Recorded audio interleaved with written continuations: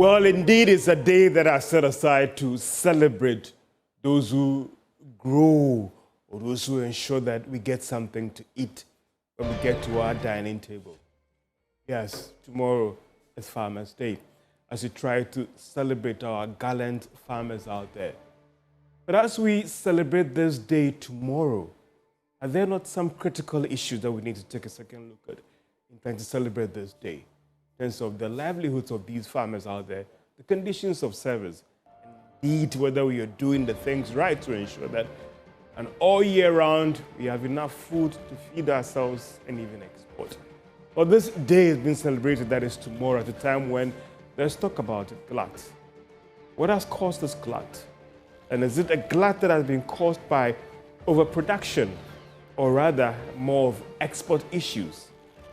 And are we doing the right things to ensure that indeed come next year there wouldn't be shortage of food and spike in prices? Well, these are the issues that are up for discussion on PM Express Business Edition as we celebrate Farmers tomorrow on Farmers Day, as we look at Ghana's food security situation in this country as we speak right now. I'll be doing this alone. I'll be joined by the Deputy Minister of Agri, John Jemelo, also the Peasant Farm Association as well. Its Executive Director of joining us, also joined by the Chief Executive of the Chamber of Agribusiness. This is somebody who has been in the industry, worked with the farmers, and I'll move more of advocacy. That is Edward Kaiwe. Well, all these things wrapped up on PM Express Business Edition as I engage these distinguished persons as we talk about food security and also ensuring that we don't get there. Welcome to PM Express Business Edition. As we try and set the ball rolling with my distinguished guests in studio here and those who are joining me via Zoom as well. But before I join my guests in studio, let me bring in quickly the Deputy Minister of Agri, John Jemelo. Let's get some quick update on tomorrow's Farmers' Day event that is happening or that will take place in the Volta region. Honorable, thank you so much for your time. Just give us a quick update of what should we be expecting tomorrow on the Farmers' Day celebrations. Well, thank you so much. Good evening to everyone, and good evening to the panelists in the studio. Ho is fine. Ho is great. I've been here literally the whole week, shuttling in and out of Accra. But as you can see, tomorrow is the big day, and we are hoping that we would have good weather. But most importantly, everybody's excited. Everybody's excited about the fact that we've yet again assembled to be able to reward farmers that have worked hard during the year. One of the key things which I find interesting is the fact that we are awarding several categories, or are giving awards, or we introduced certain categories like the best youth farmer, which was there before, but we've introduced it. And then we've also introduced a new award, which is the best youth poultry farmer as well. And so these are interesting times to be a farmer. And then also during the week, we gave the opportunity to universities across the country to come and showcase some of their research work. And I was here on Tuesday. You had UDS, you had UHAS, you had UCC, you had Ho Technical University coming to showcase some of their findings. And it's important that after this, we just don't let it slide, but we allow academia to meet business so that we develop some of these research findings that they've come out with. And so it's been a great week, and tomorrow hopefully it will be better. John, would it be just a purely just the award of prizes, or we have something else, a different touch to this whole ceremony tomorrow? Well, of course, it will be a different touch because we would re-emphasize on some of the government interventions that are being introduced. That's the first one. The second one is that, in the past, some of the award winners had to wait long before they even got their prizes. I remember a few months ago, we were now given the best farmer award that happened last year. We're now giving him his cash prize. But for tomorrow, whoever wins the best farmer award instantly gets all his cash and his prizes everything instantly. And so we don't want to prolong anything, but tomorrow will be a very good day. And we're just hoping and praying that all farmers across the country are rewarded accordingly. Do we have everyone on board the celebration? Previously, or before we got to this day, there were concerns by several farmer groups about certain issues as well. Has government been able to address those issues for them to be on board this national celebrations? Oh yes, we've invited everybody on board. For those who said they were not on board, eventually we contacted them. I mean, we are here not to sideline anybody. This is a Farmers Day event, and we are bringing all the stakeholders on board. And so we haven't sidelined anybody. Everybody's on board, and everybody's willing to participate. What has gone into the selection of the theme and focus, which the president will touch on, and your sector minister will touch on as well for tomorrow? Well, the theme was selected because basically we launched the Feed Ghana program in April, on the 12th of April in Techiman. And the Feed Ghana program encompasses everything that we want to do as a country in terms of agriculture. The most important thing is feeding ourselves, feeding the industry, and then exporting the rest. But feeding the industry is also very critical. Feeding the industry is also very critical because, one, we need to add value to whatever it is that we produce. Now, adding value to whatever it is we produce would reduce post-harvest losses, which we are trying very hard to tackle. And so feeding ourselves, of course, recently with the sorry about that. And so recently with the glut issue, I think there was just an abundance of food for some reason.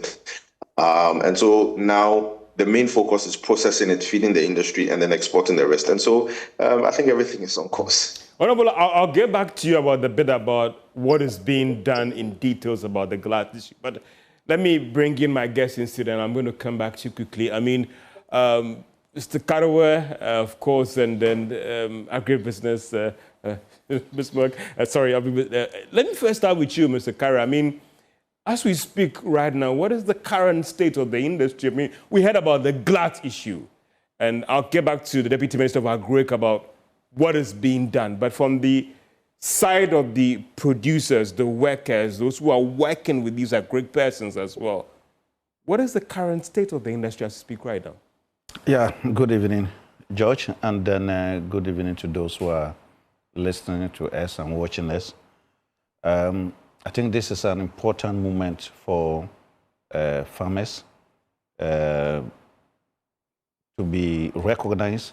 It's not just about the fact that a day has been set aside for them, but it's also about the fact that this year in particular, it appears that farmers are at the forefront in the sense that the agriculture sector appears to be doing very well, and we can see the results of that, which is reflecting in the national inflation. You know, over the years, food inflation has been a major cause of national inflation, sometimes rising over 50%. This time round, because food inflation is coming down, it has driven down the national inflation as well. So, and then again, you can see that the policies that have also been adopted by the government, it seems to be, practicalizing them, except that the full impact of the policies will not be realized this year, but subsequent years, because there's a gestation period for policy implementation. There's also a gestation period for the policies to actually, have an effect on all of us. You can see that but then there's one that is very, very threatening the agricultural sector. That is galamsey, and climate change as a whole. But it will take time to address the galamsey factor, because all of us are aware of that. That even if you stop galamsey today, the effect will be with us for some time, which we need to have patience for that. So for me, I have been one critic of Farmers' Day celebration because I just think that a day is not enough, or what has been the... Not that a day is not enough.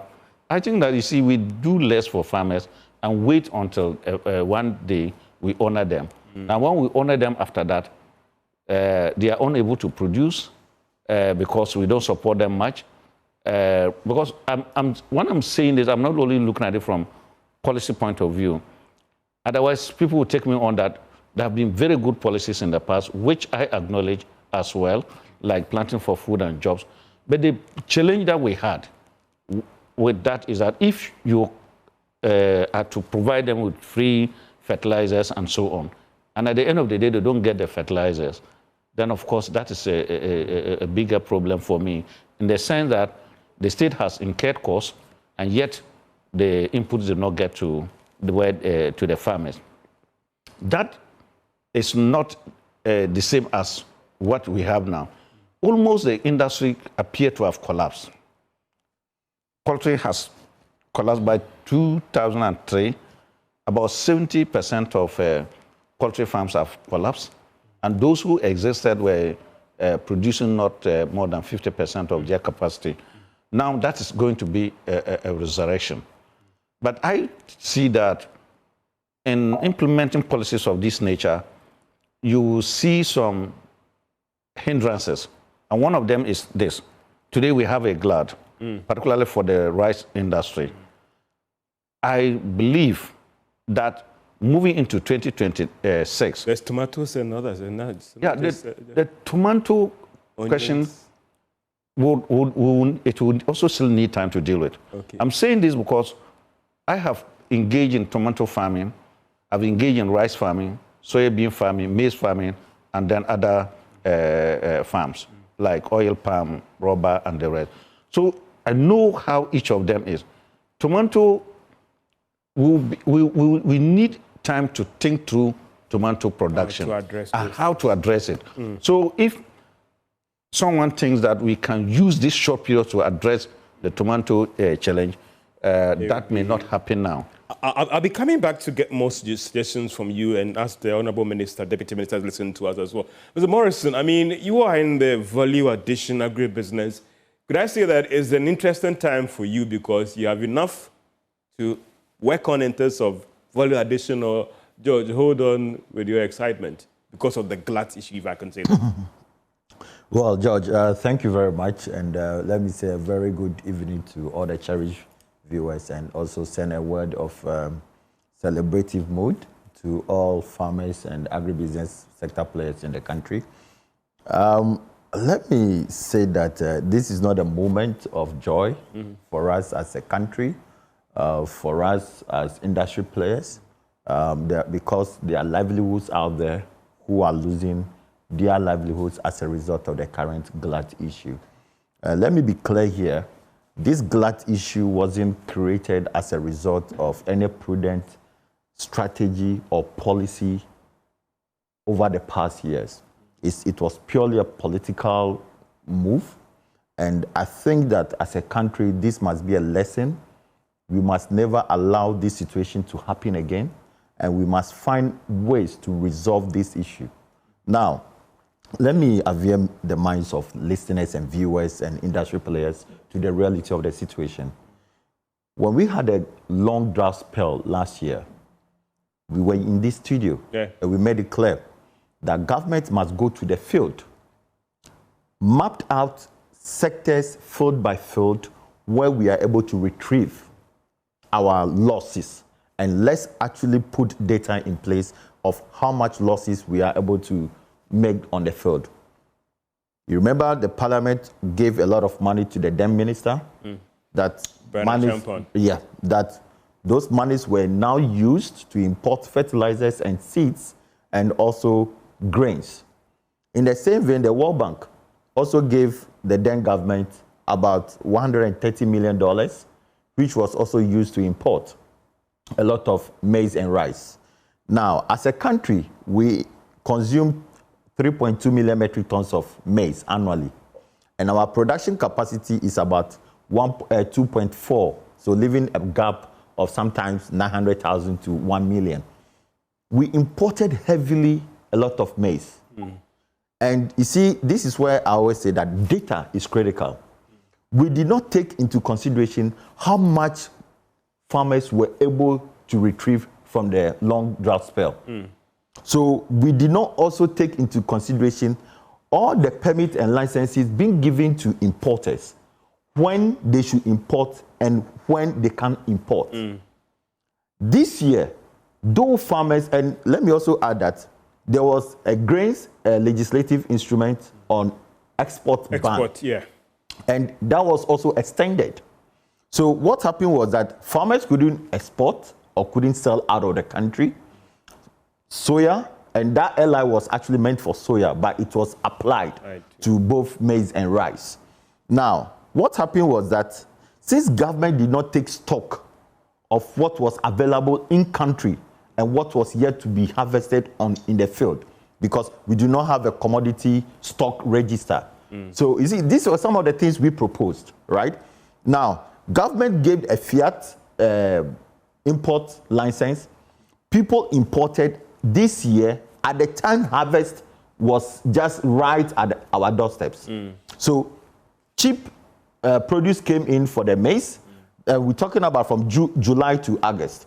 And that was what we started shouting about. Fast forward to what we are having now is rice. Now, for the rice, the statistics, as of this year, October, we had imported 1.4 million metric tons of rice. Meanwhile, our national consumption is 1.9, and our national production capacity is 1.4. So when you give import permit for people, and most of these import permits were given last year. Yeah. And you see, if we have a dashboard showing when these importations are coming in and when our harvest, we will stop the import. And this is why the chamber has been very clear. Give a moratorium, do a proper mapping of how much stock of rice and maize we have in the system. As we speak, there are about over 70% of rice fields that are about to be harvested. So even the noise that we are making now is even little of what we are talking about, the reality of the situation. The point is this. This year, we are talking about glut. Next year, if care is not taken, a lot of these people, because they had produced last year, they couldn't sell. And these are people who are in the rural economy. And Christmas is coming. Okay? They need money to be able to make some merry and here and there. This year they have produced, they couldn't sell again. Next year, they will not produce at all. And what will happen?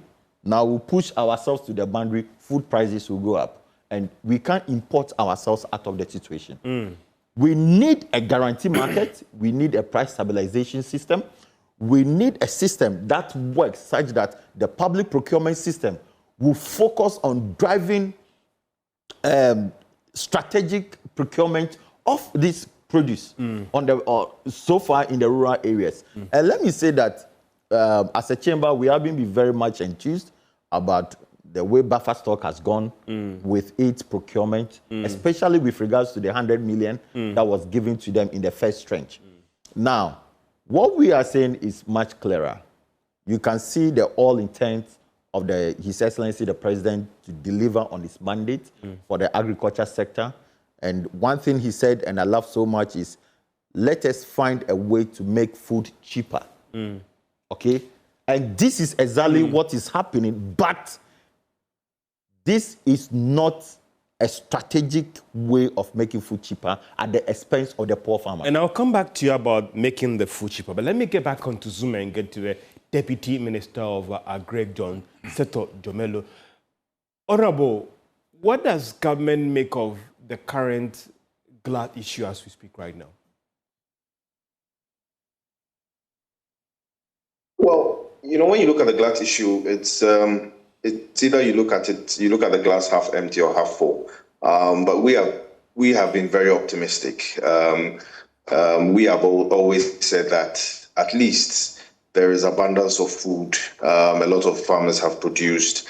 But what is the next step? The next step is to be able to mop it up. The next step is to be able to set up processing facilities across the country in anticipation that if another glut happens, hopefully next year, we'll be able to mop up these excesses. But so that's what I'm saying. It depends whether you look at it half empty or half full. But we are quite happy that at least there's abundance of food. We are quite happy that at least prices of food have reduced or in some cases been relatively stable. And we just hope and pray that that remains like that for the next couple of months.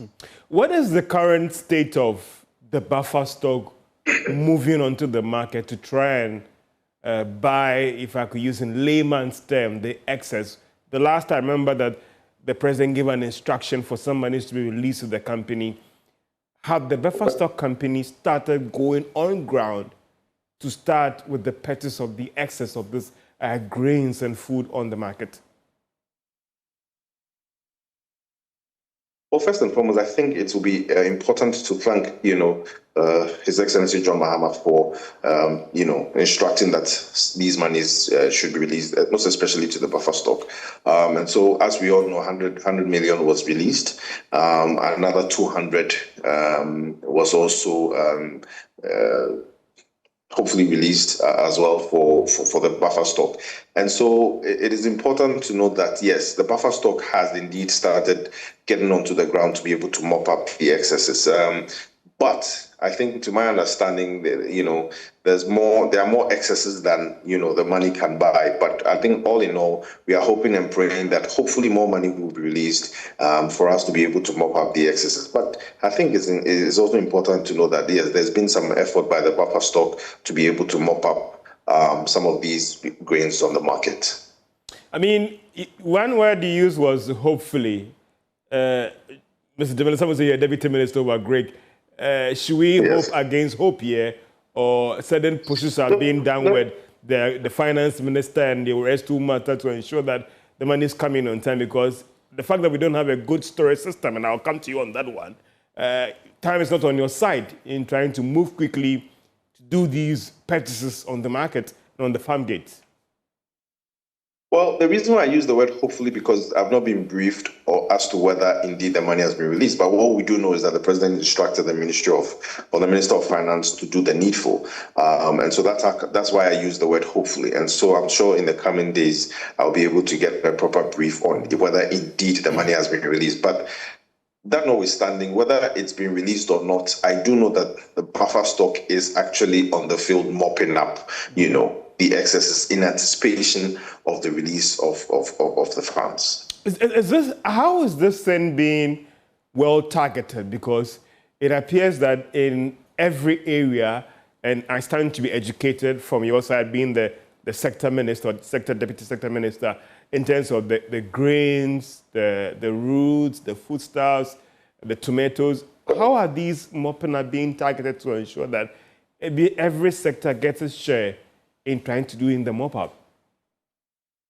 Well, in the mop-up, we have farmer groups and we have communities that we are aware of that, okay, if you probably go to Anglonga, there's probably there used to be excess of onions. If you go to Akomadan, if you go to Bechem now, there are excesses of tomatoes. And so we do have our ears to the ground. If you go to, Akuse, Sukari area, of course, there are excesses of rice. And so we do have our ears on the ground.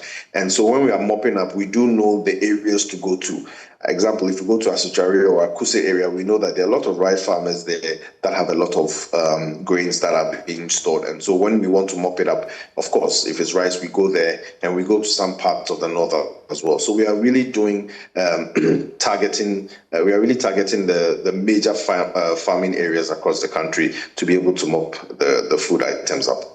Oh no, but as we try and manage this glut issue, there are some who are saying that government also needs to take some very tough decisions in trying to manage the thing. One of them is about whether we are still going to allow the imports to come in. There are some who have pushed for a kind of a moratorium or ban on the imports whilst we try to manage these things, and also the bit about the export as well. What is government's position on trying to, in a subtle way, restrict import of some of these foodstuffs and cereals, whilst you also go ahead with this mopping up? Well, it's a very interesting question, and it's a very tough situation. It will be difficult for us to ban certain imports of food items. The reason being, we as a country, when we launched the Feed Ghana program, we said we are feeding ourselves, feeding the industry, and we're exporting the rest. Now, if we decide to ban certain grains or certain food items to the country, what happens when we now produce in excess and we want to export? We'll probably be wanting to export to some of these same countries that we have banned. And so I think banning some of the importation is not right in the first place. That's how come we are very interested in reducing the cost of production or the cost of producing the food items in Ghana, so that the systems will be able to play out with themselves. I mean, if you take a look at the poultry industry, that's why we launched the Nkukon Kitten Kitty, so that the market will be flooded with Ghanaian chicken, and then it will stop the importation of poultry from other countries. And so banning it outright is a very tough decision, but I don't think it should be in the conversation now. The conversation now is, let's try and make food cheap so that the systems will be able to play out, the market forces will be able to play out itself, and then some of these importers will now be, ready to buy from the Ghanaian farmers locally. There's also a decision that government has to take on the restrictions on the export of some cereals and grains as well. Yeah. Has it come up at the ministry's level, and what is government doing about this because of the impact this thing will play in managing the current glut issue? Right. I think there's a conversation that has come up at cabinet. It's so informed. And so I hope and pray that it will be a decision that cabinet will take, hopefully in the next few days or weeks, to be able to lift the ban on our exportation of the grains. And so let's hope for the best. But I think it will be a step in the right direction for us to be able to lift that ban so that we can start exporting our soya and most of our cereals. Honorable, let me also try and get your thought in trying to manage this current glut issue. Some are saying that, have we learned our lesson? Because there are some who argue that it has come about because of more of policy interventions. I mean, at the ministry's level, sorry for rephrasing the question, what is the ministry's understanding of the current situation? There are some who say that it is more of a policy issue about we importing more than the farmers actually producing more. And when you get the understanding right, it will guide your policy interventions and actions going forward, Honorable. I think if you look at the situation that is ongoing, there are various variables to it. And example, like the egg glut that we are currently facing. I mean, it's everybody knows, or most of us. I mean, I'm in the poultry industry. I do about 200, 250 crates a day. There was a time that, of course, I couldn't sell my eggs because the market women were just not coming. And so I had to also make my inquiry, and I realized that indeed we had imports from some of our neighboring countries, which really is due to the fact that the cedi has strengthened. And so once the cedi strengthens, it's cheaper to import. And so when you look at it that way, is it a good reason, or is it good for the cedi to have strengthened, or it was bad? And so those are the kind of things that we're dealing with. And then also Farmer Morrison made a very good point about last year permits being issued out, and us having a lot of rice, or us having a lot of cereal on the market. And so it's a cocktail of different issues. But be it as it may, I think because this is our first year, we've been encountered with such a situation, and I know going forward we'll be able to maneuver around it when it comes to next year and the following years and the following subsequent years that come up. Honorable, you spoke about the market women, and you are also a player. What is government doing about the moral suasion? Because there was a story that we spoke to the egg producers. They complain that they have dropped the prices, but the market women are not corresponding. There's an issue about the market queens playing a role here when it comes to price of these foodstuffs, that they've contributed to the current glut because they are still keeping the prices high on the market. When at the farm grade, the farmers are dropping their prices. There's a moral suasion here that government has the muzzle to engage some of these market queens in our quest to push these foodstuffs out on the market for it to go as quickly as possible. What is government doing about this in terms of that moral suasion? Trying, we operate in a free market, all right, but some are saying that is government not failing to use that tool when it comes to the moral suasion? Right. Well, it's a very important question. When you look at the market women or the role that the market women play, it's very important, and we cannot do without them. So, like you rightly said, is it a moral issue or it is something that can be dealt with? I think it will be very good for us to all sit down with the market women to be able to understand why it is so or why that is so. But nevertheless, of course, when you look at certain food items that were on the market a couple of weeks ago, months ago, when a lot of tomatoes were on the market, same as onions and things. Of course, some prices dropped when it comes to tomatoes, onions, and other things. But when it comes to the egg, I think they've not been able to really adjust their prices to correspond to that at the market gate. But it's something that we in the market women should sit down and have a nice dialogue. Of course, that's how come a couple of years ago we had some agric ministers, going to the farm gate and coming to bring the items themselves to sell in Accra. But I don't think that lasted that long because it's really not an easy job or an easy task like that. So it's about time we had a conversation with these market women because we cannot do without them and we cannot also fight them. But what we can do is agree on a common goal and see how best we can move forward in the right direction. I'll come back to you on the post-harvest losses, irrigation system, and ensuring that how we get adequate food supply come next year. So, but let me get back to my guest in studio. Mr. Caraway, convinced, or we've had this before in terms of what government is doing now to manage this glut issue. Because, first, before that one, you've been in this industry for long. I am surprised at the magnitude of the glut now. I stand to be educated. Were you surprised also, or it was expected? Well, I think that the glut was expected, and it's also because whilst government may not have appreciated how quickly the challenge will arrive, when the cedi became strong, then it became cheaper, as the minister said, and all of us know, that to import than to produce. Now, what government ought to have done, probably, is to curtail importation. But if we still stick to the laissez-faire policy or economic approach, where importers are allowed to continue their importation the way they want, they would import more. And then that can have a problem with your domestic producers. That is mainly one of them. The other thing has to do with smuggling into this country.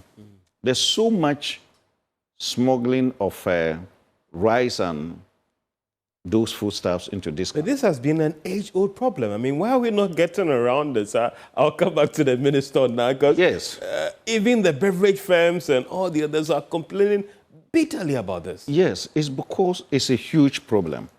And that is why I'm saying that to deal with this huge problem, which is an age-long problem, does not take just a short period. That's why I am very cautious and try to be so realistic to say that, look, these problems will still remain with us. But then once we focus our minds on them to deal with them, then we can address them subsequently. But the cry is about immediately, what are we going to do? We will deal with the challenges immediately, but then we will not be able to address all of them. For instance, if you look at the northern part of the country, it's mainly fed by rice coming from Burkina Faso, Togo, and so on. You go to BA and side and the rest and so on, the old BA I'm talking about, the old BA, that whole area. It's also fed by rice coming from Cote d'Ivoire and so on, you know, and those ones are unaccounted for.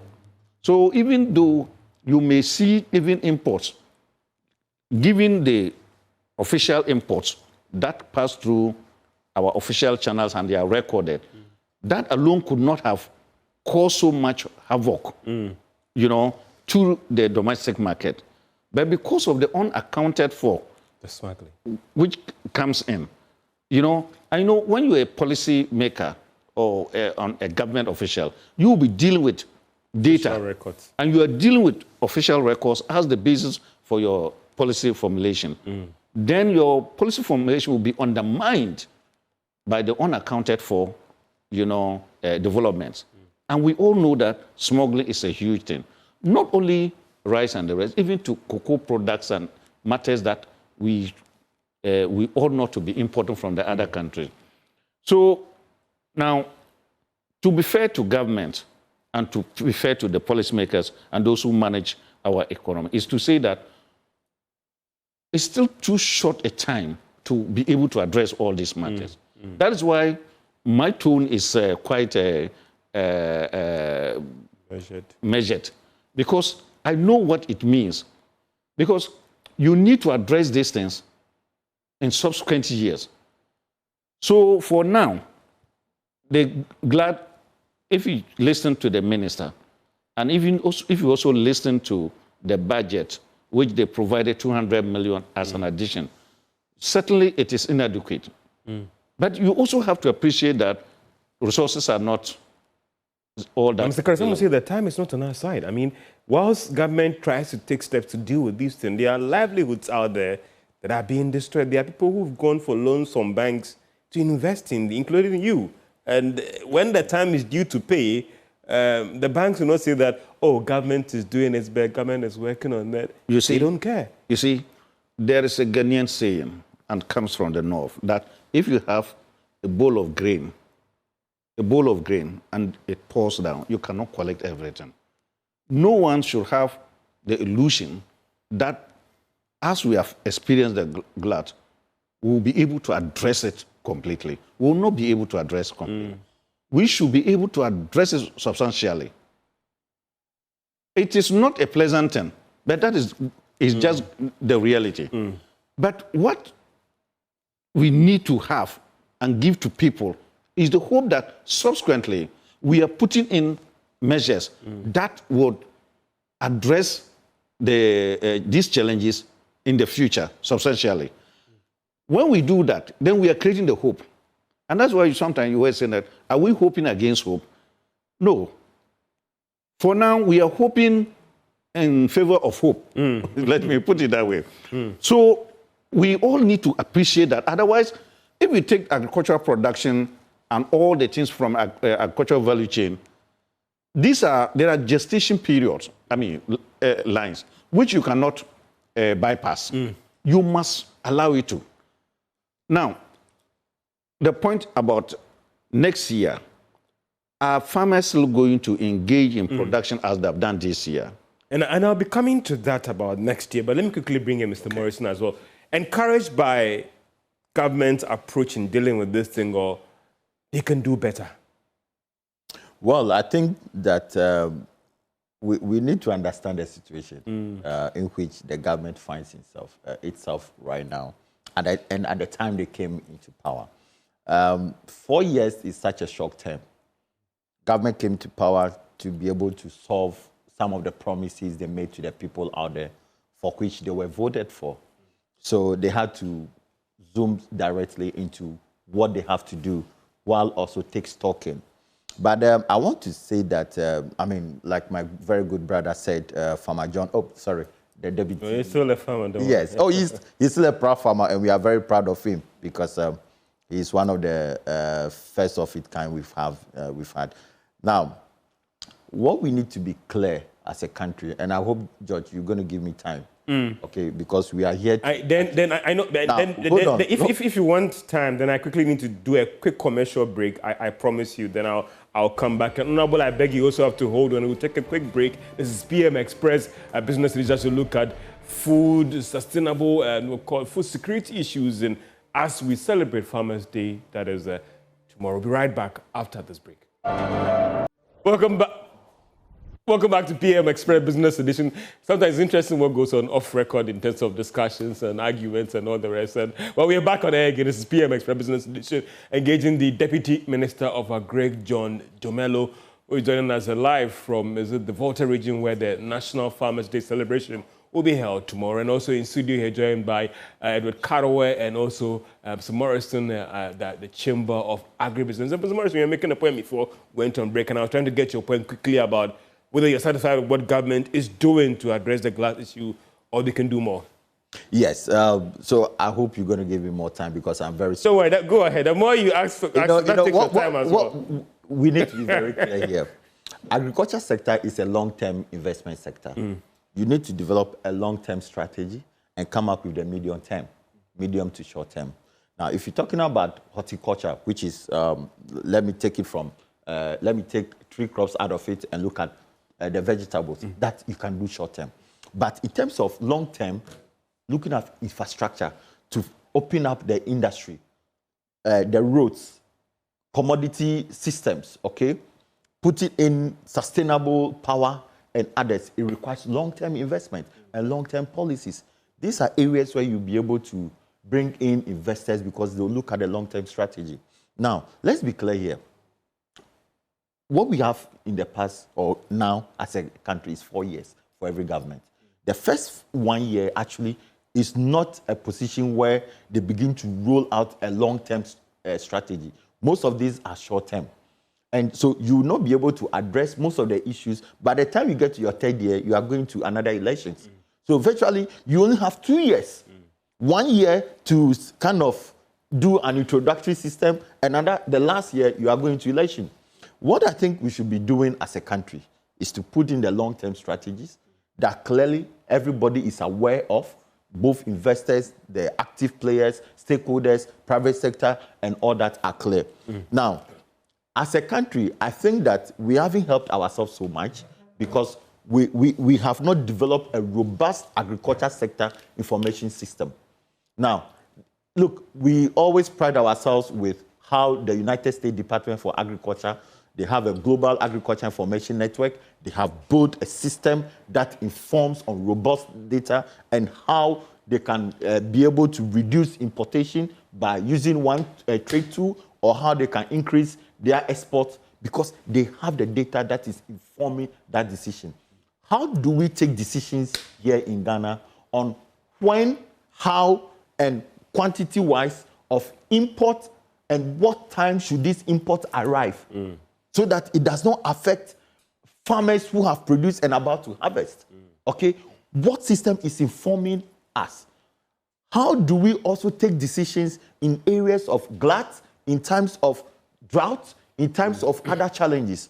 This requires long-term activities. And let me... And it comes to my question about whether you're satisfied or not in terms of how government has... Where I sit now, I wouldn't say, because, for instance, I have issues with buffer stock. And what are the issues? I mean, okay, they've gone to the ground and they are working. No. The $100 million, how was it spent? The CEO said they went to the open market and bought. If I am in the position, I want to go to the warehouse with my rice experts. We can know the difference between a Ghana rice and also imported rice. What we were crying for was not grains on the market, but grains on the field, grains in the mills, grains in the factories, okay? And anyone who understands how this rice value chain works, these are rice factories who procure, take credit, and procure input and on-lend it to the farmers and give them mechanization service. Then support the farmers to harvest. Then, because they become the off-takers, the market, then they procure these paddies, process it, and mill it into the farm, into the market, onto the market. Now, if the market is not responding to the mills, how would the mills now respond to the farmers? This is a situation we find ourselves. So what you expected of the buffer stock to do was to go to the factories, the rice mills, and buy rice from them, and which will even be far cheaper cheaper than you are buying on the open market. You understand? Now, the situation we are facing is that, and we have proposed this concept several times. We said, look, as a country, let us develop the National Food Commodity Register. Anybody who has stock must register it onto a system. That system, GRA will be there, the Ministry of Trade will be there, National Security will be there. As we speak, we are aware of some free zone companies whose 30 million investment into edible oil is going down the drain as a result of importation from borders that are not porous borders. Okay, all these things are coming into the country and nobody is checking it. Right? Now, what we are saying is this: if GRA is serious, okay, they will come or invite us for us to sit down, because we know, okay, quantity of imported rice that are in some warehouses, right? Some of these warehouses, GRA knows how much was paid on those quantity. If you go in there and what they pay on the duty is not equivalent to what is in their warehouse, then you know that these ones came through porous borders. Let's be serious as a country. We know what is happening in this system. Now, clearly as we speak, there are obvious challenges with the way agriculture is have been addressed or managed in the country for several years. We need to position Ghana's agriculture sector on data. We can't take positions, or we can't begin to do things just because we want to. You want to must be informed by a robust data, which is based on research and science. Okay. Right? Okay. Now, what we are saying is this: we have a lot of smallholder farmers. No country has ever developed on the back of smallholder farmers with regards to agro-industrialization. His Excellency the President is talking about, let us, 24-hour economy, the big push. We are talking about the agro-industrial parks, the specialized economic enclave.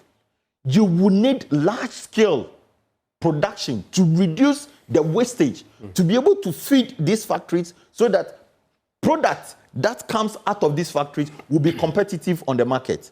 What we are saying simply is this: have an economic scale diversification program. We have over 7 million farmers, both directly and indirectly involved in agriculture. And get it right, 47% of the rural economy are all in agriculture. So that's a large chunk of our population. What we need to be doing right now is to look at the whole public agriculture sector policy. How does it align to our priorities? First, how is our commitment, political commitment from government in terms of financial public funding? Like we have talked about Maputo and the Malabo Declaration. Yeah. Now we went to Uganda, okay? How are we addressing all this due to the West Africa sub-region within the ECOWAS trade liberalization scheme, the ECOWAS agriculture policy, and within our own? For instance, what we are saying... Let me make these 2 points. Make these 2 points. What we are saying simply in the situation of glut is that government should take stock, and we have projected over 200,000 metric tons of paddy rice in the system. Now, those ones that are yet to be harvested, projected rice, we're talking about over 600,000 metric tons.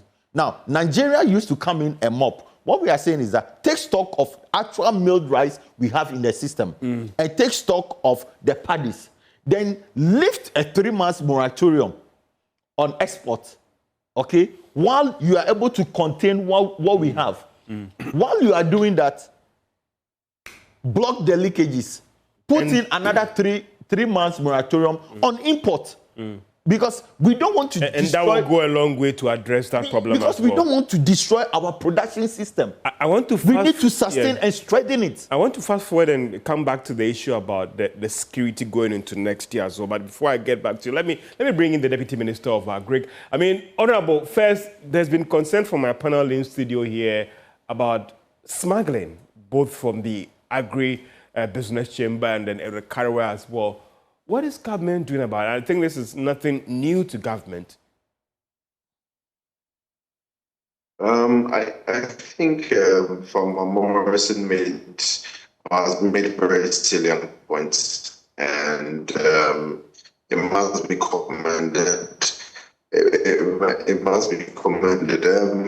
Moving forward, smuggling is something that we definitely have to deal with. And even a couple of, this might not be a little bit related, but a couple of weeks back, I was somewhere in city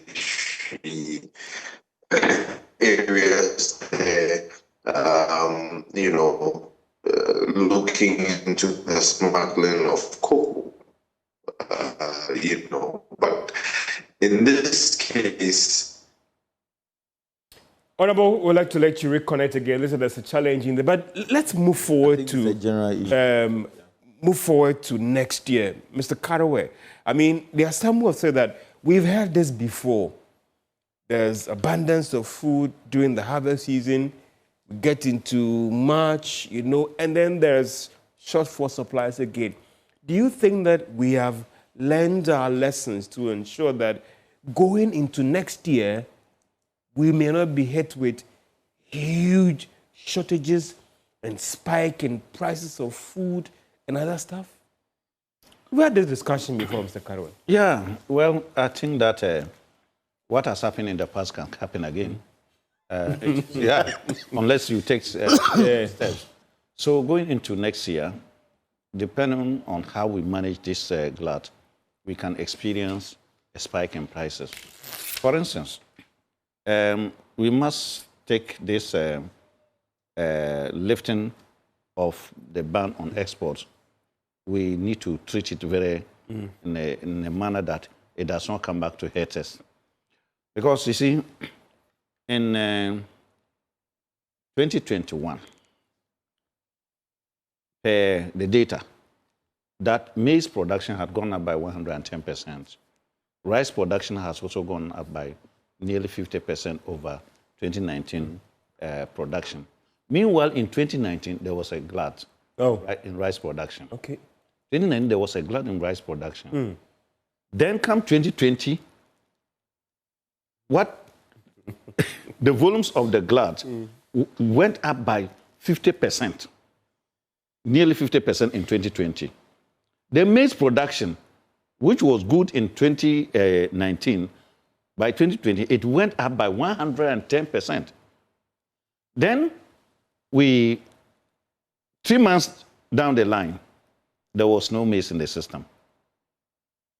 There was no maize in the system, and price of rice shot up because we allowed for unrestricted export.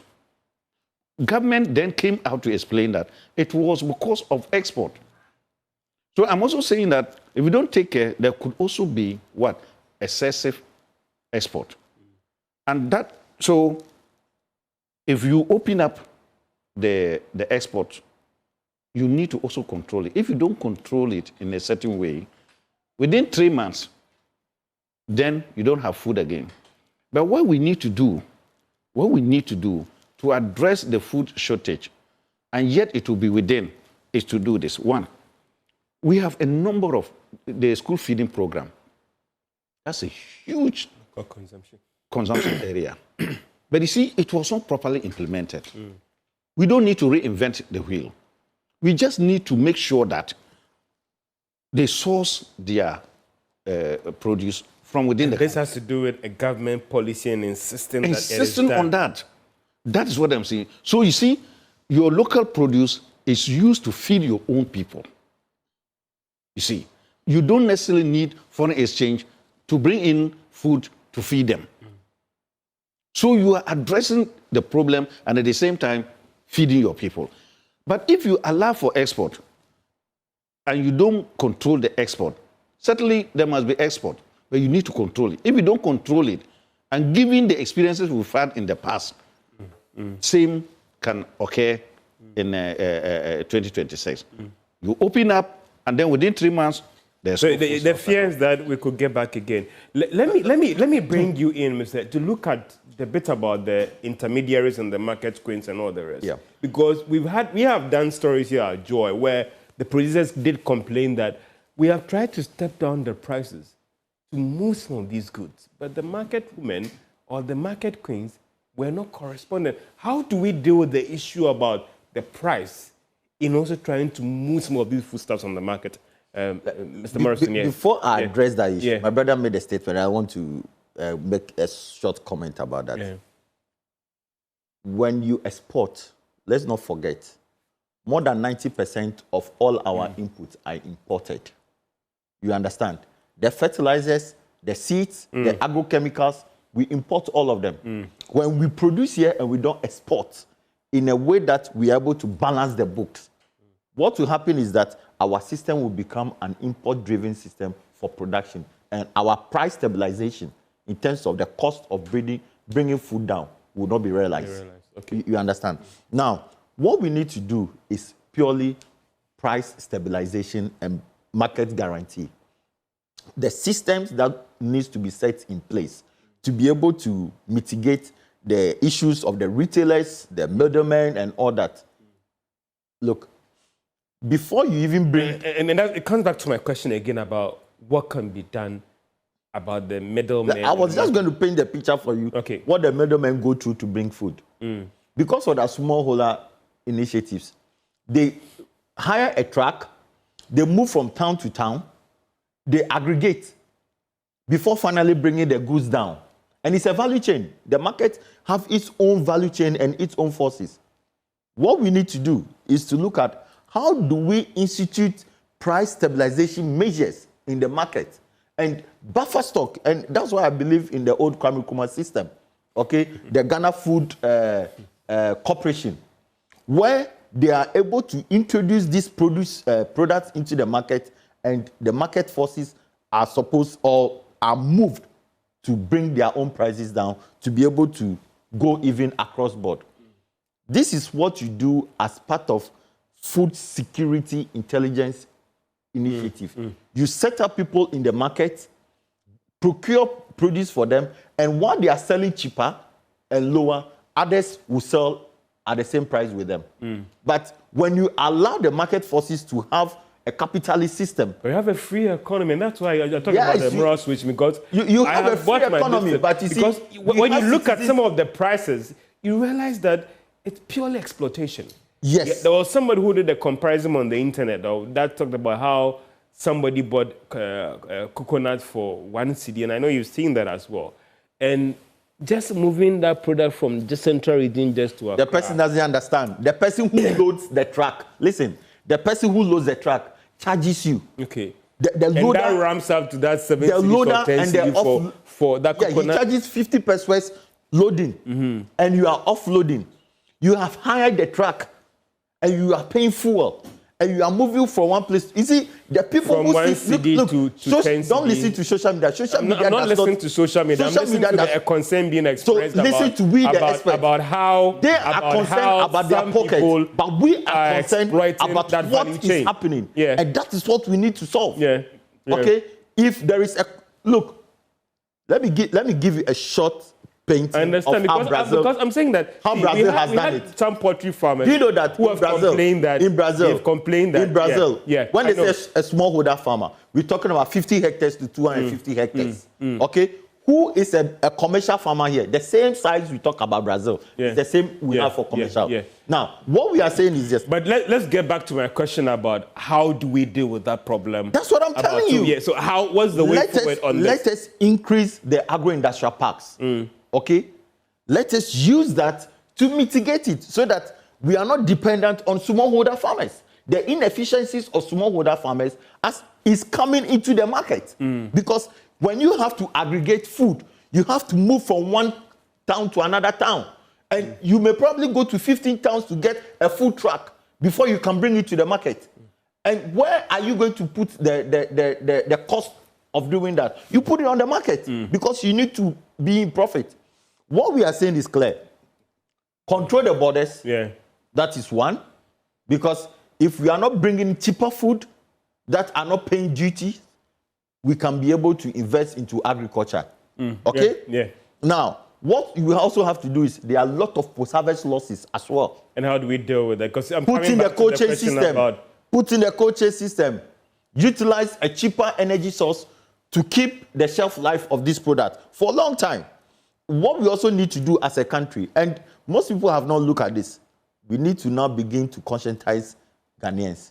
Let us do a national food campaign where we are eating more of Ghanaian food. Now, this is what we need to do. And from the chamber, this is what we are doing. We are inviting Joy FM to join us. From the 17th to 23rd of this month, we are having, this week, okay, the whole week, 17th to 23rd, we are having the Ghana Rice Week.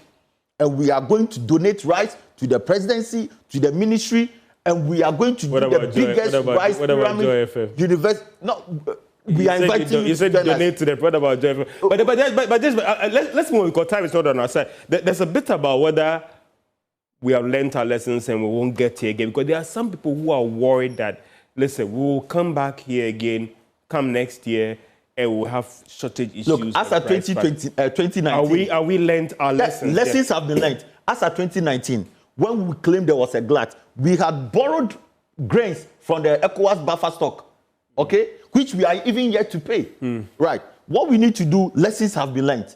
Let us now put pragmatic, long-term solutions to address our current challenges. And what do we need to do? It's not about giving free fertilizers. Government has put in place the farm mechanization service centers. They need to be well equipped.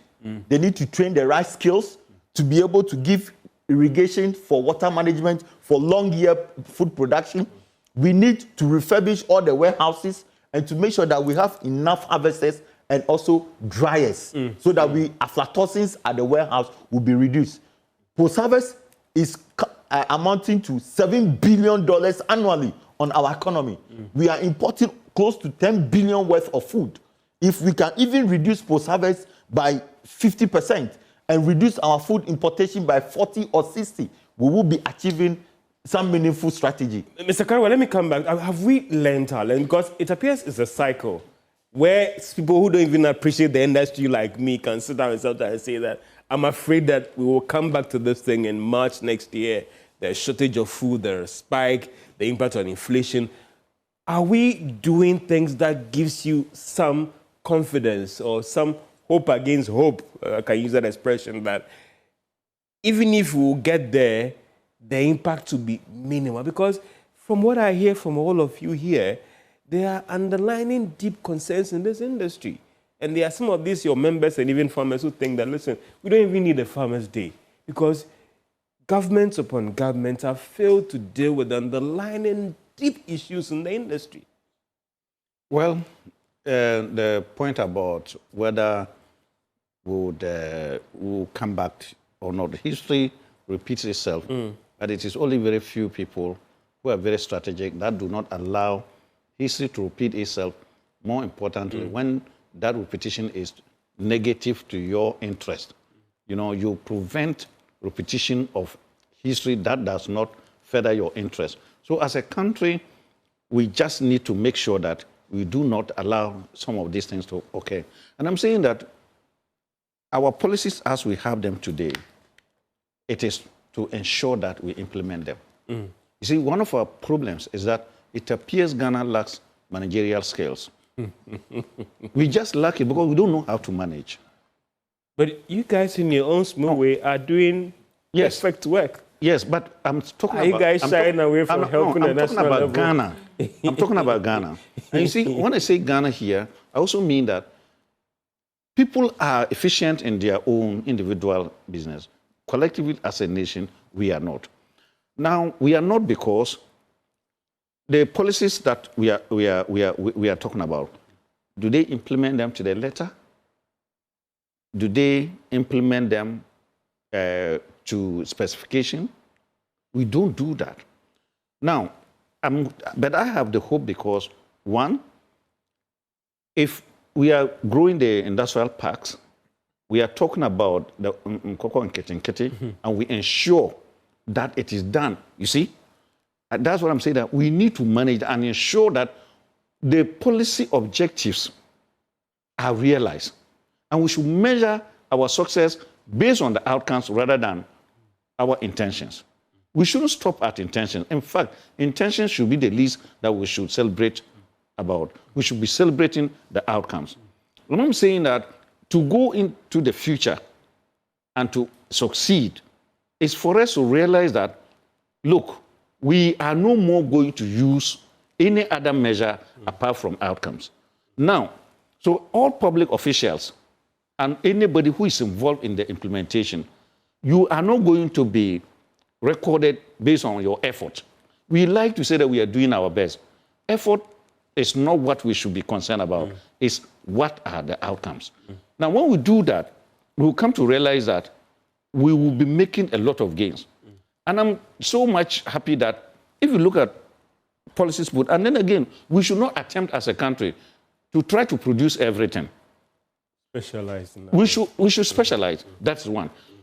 There's also an illusion, wrong notion, that as if Ghana is the only country within the sub-region that is producing and the others are not. No, they are producing, and I'm telling you, if you go to the markets, border town markets or closer and the rest, look, there are some produce, they have to come from, if it is their market days, they have to come from across the border to come and feed the people there. Time is not our best friend, but let me try and wrap up and also get your Farmers' Day message as well, because time is not... Mr. Morrison, your final thoughts, and I'll come back to you for your Farmers' Day message, and then we wrap up, because time is very, very... So the current agriculture decentralization system is not working. We've practiced this over the past 20 years. You can't have Department of Agriculture, which is at Ministry of Local Government, and if you look at the cabinet approval for funding for various projects, agriculture is not included. And yes, agriculture is at the local government. It is time we follow the likes of the National, the Ghana Education Service, the Ghana Health Service, and also have the Agriculture Service and move it under MOFA. Because 95% of funding for Department of Agriculture activities are from MOFA projects. So we need to realign the current system we are running. It's not working. Your final thought. My final thought is that as a country, let us develop the National Agriculture Investment Plan. We are looking for investors to make long-term investment into the agriculture sector. Let us skill our farmers and let us skill the youth, because it is the youth that are actually going to make use of modern day technology, the robotics, the machine learning, the AI, drones and sensors, the Internet of Things, to be able to produce for our industries. Your message to your members and other farmers, your Farmers' Day message, even though it's coming the day before the actual day. Yes, to all farmers and to my very good brother, Farmer John, I think there is hope for Ghana. There is hope for Ghana's agribusiness sector and agro-industry. I'm a strong believer in His Excellency dream and vision of industrializing the agro sector. And I think that we can best achieve that with a collective vision and a collective ideas to be able to energize this sector. However, we must be committed in the funding such that we do not come to a point where we have to come back here and begin to talk about glut. Mr. Karewe, your final thought first, and then your Farmers' Day message as well. Yeah, I think that Ghana is on the right path to regaining our, our integrity, our fame in feeding ourselves. And what we then need to do, because as it stands now, price of foodstuffs have come down, except that there's this glut. So we now need to address that portion, so that without glut, yet we are able to bring down prices.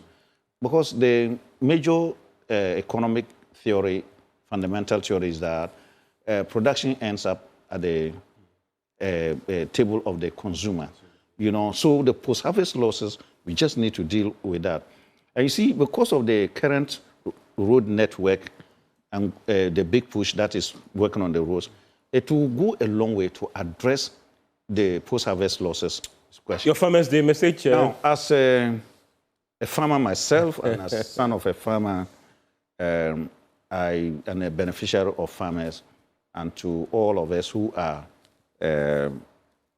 dependent on farmers for our feeding day in and day out, I say they should join me to salute our farmers, that they should continue to work hard.